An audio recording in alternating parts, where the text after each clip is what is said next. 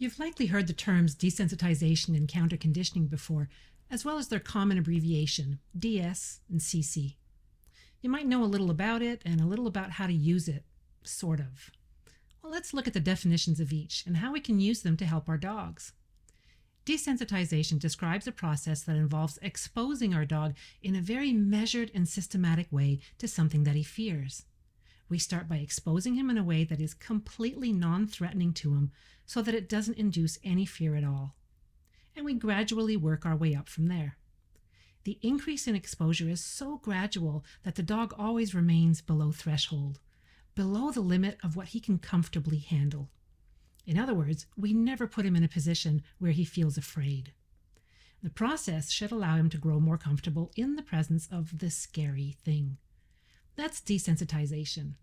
Now, let's look at the other half of the equation, counter-conditioning. First, let's start from a little further back so that it all makes sense. You may have heard about classical conditioning or respondent or Pavlovian conditioning. This involves pairing a stimulus that means nothing to the dog. It's a neutral stimulus with another stimulus that elicits an involuntary response in the dog. With repeated pairing, the previously neutral stimulus should elicit the same emotional response that the second stimulus already elicited in the dog. That's classical conditioning, and using the most recognized example, it looks like this. Before the conditioning process, the sound of a bell ringing elicits no response from the dog. It means nothing to him. This is a neutral stimulus. Still, before the conditioning process, the presence of food elicits an involuntary response, like salivation, that never needed to be conditioned in the first place because, well, it's food. Salivation is a reflex in the presence of food. And I'm not talking about drooling necessarily, but salivation inside the mouth. Now, during the conditioning process, the sound of a bell ringing is followed immediately by the presence of food. This is the process of pairing the neutral stimulus, the bell ringing, with something, the food, to which the dog already has an involuntary response, salivation. We're just pairing these two stimuli in a very specific sequence, bell, then food. After the conditioning process, after repeated pairing, the sound of a bell ringing, even though there's no food around, now elicits the same involuntary response that the food does, which is salivation. Now we can say that classical conditioning has occurred. When we're talking about counter conditioning, there's no neutral stimulus involved. The dog has already made an association with a stimulus. Conditioning has already taken place, and we're going to counter it by helping the dog form a new and different association. In other words, we're not starting with a clean slate. The dog has already decided, through past association, that something is dangerous or threatening. And that's the difference between classical conditioning and classical counter conditioning. In the former, we're starting from scratch and creating a brand new association. In the latter, we're converting an existing negative association into a more positive one. It's all conditioning and pairing and making associations, really, but in this case, the stimulus is not neutral. It already means something to the dog. Counter conditioning involves pairing the scary thing with something that elicits a positive emotional response in the dog. And when that's done correctly, we can change the dog's emotional response in such a way that he's no longer fearful of the thing that he used to be afraid of. And typically, we're aiming for a neutral response, one that no longer causes the dog to be fearful.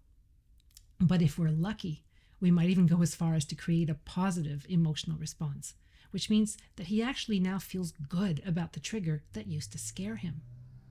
But really what we're talking about here is helping your dog overcome a fear and not necessarily making him like something. Chances are the process won't make your dog like something that he truly hates. And here's an example that I often use to illustrate what I mean by achieving a neutral response and not necessarily a positive one. Let's say you fear going to the dentist. Well, the desensitization and counter conditioning process can help you to no longer feel afraid of a dental appointment.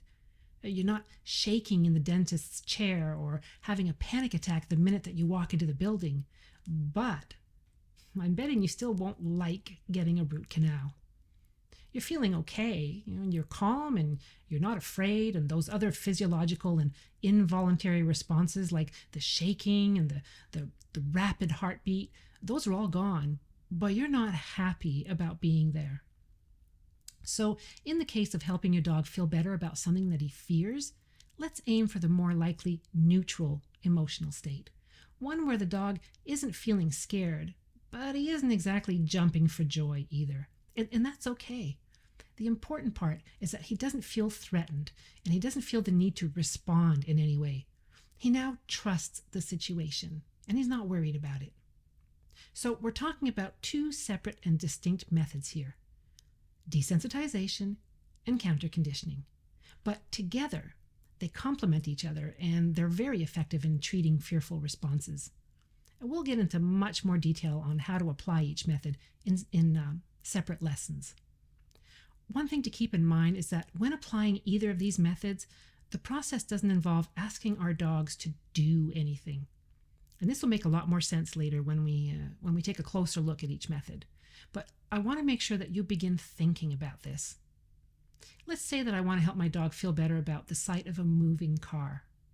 Well, during the counter conditioning process, what he does or how he behaves, whether he's standing, sitting, lying down, barking, it's not important. If, for example, we're using food to help create a positive association to a scary thing, we won't be asking our dogs to behave in any particular way before we deliver the food. It's not a case of, there's a car. If you sit, I will feed you. It's more like, there's a car, therefore here is food, regardless of what the dog is doing at that moment.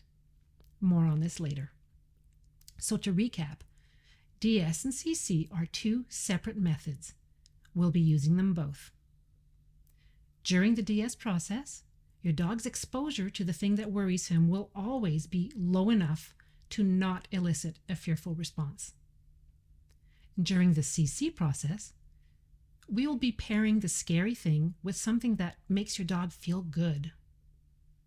And during the CC process, your dog's behavior is not important. In the presence of the scary thing, the good thing will happen, regardless of what he's doing. Guaranteed.